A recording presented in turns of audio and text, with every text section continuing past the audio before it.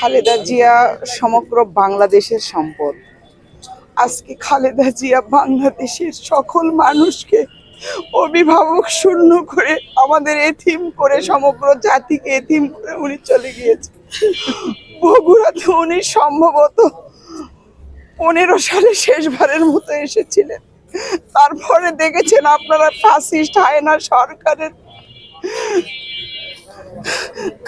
মামলায় উনি হাজিরা দিয়েছেন অসুস্থ অবস্থায়। ওনার একটু সুচিকিৎসা ফ্যাসিস্ট হাসিনা দেয় নাই, যার জন্য আজকে বেগম খালেদা জিয়া নামক যে আলোকবর্তিকা বাংলাদেশে ছিল, উনি আজকে শেষবারের মতো চলে গিয়েছেন। আজকে আমাদের অনুভূতি, আমাদের আবেগ, আমাদের কষ্ট প্রকাশ করবার মতো না। আমরা ভারাক্রান্ত হৃদয়, আমরা শোকে আচ্ছন্ন।